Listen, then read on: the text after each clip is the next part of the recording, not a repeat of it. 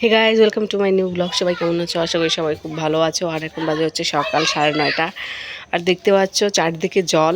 12টা 1টার থেকে যা বৃষ্টি শুরু হয়েছে, এত বৃষ্টি কি বলবার। দেখো জল ঘরে ঢুকে গেছে। এই যে জল দেখো, আমাদের এখানে বালি মাটি, আর বালি মাটিতে জল জমে থাকা মানে বুঝতে পারছো যে কেমন পরিমাণে বৃষ্টিটা হয়েছে।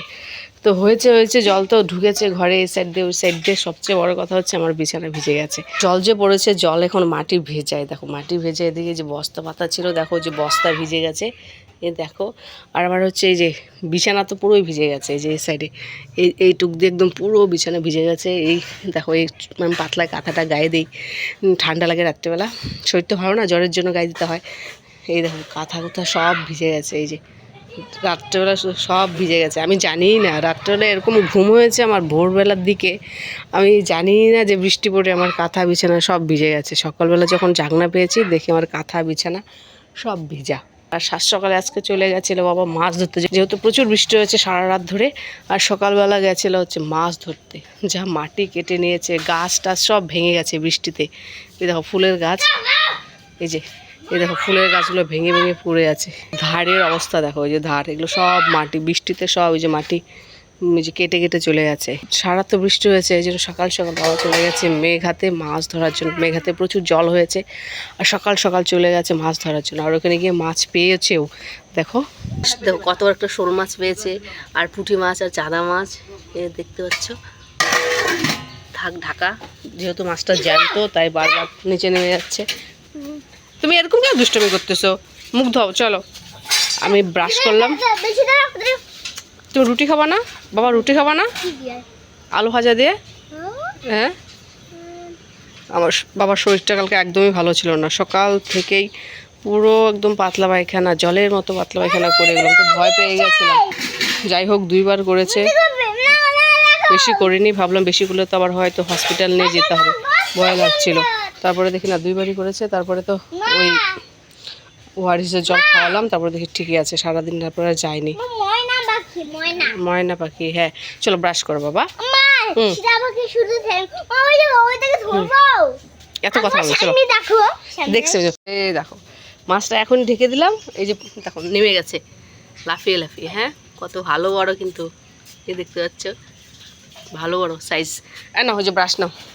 জুতা কই তোমার? টেবিল ফ্যানটা ছেড়ে দিতে হবে বুঝলি, নাহলে বিছানা শুকাবে না। তার কারণ হচ্ছে সারাদিনে তো আজকে রোদ উঠবে না, আকাশ তো মেঘলা, হালকা বৃষ্টি এখনও পড়ে যাচ্ছে। তো টেবিল ফ্যান দিয়েই, ফ্যান ছেড়েই শুকাতে হবে, নাহলে আর শুকাবে না। একদম এইটুকু জায়গায় ভেজা। ওয়াটার, ওকে। তোমার রুটি বানানো হয়ে গেছে, আমার গুগলু খাচ্ছে। তো ওই যে আমি এখন খাবো।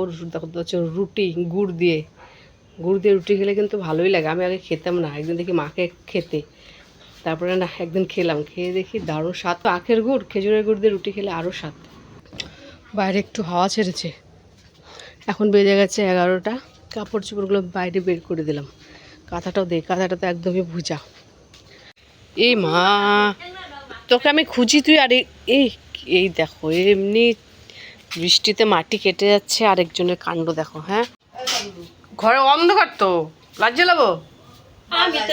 তুমি তুমি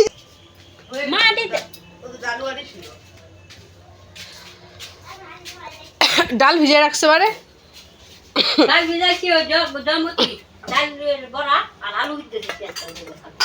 দুধটা জাল দেওয়া হয় নাই, সসপ্যানে জাল দিই না।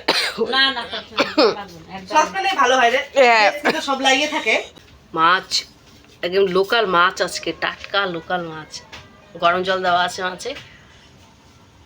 আর এখানে আছে লতি।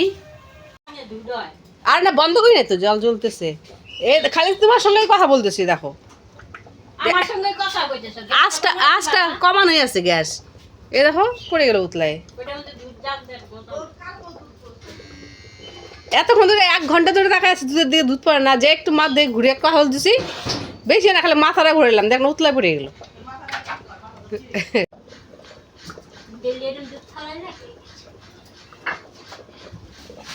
দুধ ভিতরে ঢুকছে, পুরা গন্ধ দিচ্ছে।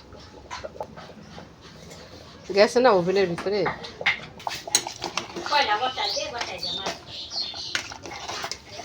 আজকেও দেখো কেমন করে নিয়ে রেখেছে। আজকেও যে আলু নিছে 3টা, ওই দেখো। এগুলো আলু সরাইতে হবে এখান থেকে গো, এর সবজি রাখাই যাবে না। একটা সবজি আলুগুলো তো হাঁড়ির মধ্যে রাখতে হবে ভালো করে, নাহলে প্লাস্টিকে রেখে উপরে রেখে দিতে হবে। মাছ করার আগে আগে ওই যে ডালের বড়াটা করে নিচ্ছি। মসুর ডালের বড়া করব, লতি করব, সব নিরামিষ করে তারপরে মাছটা করব। নাহলে আমাদের বাড়িতে একজন আছে আমিষ খায় না।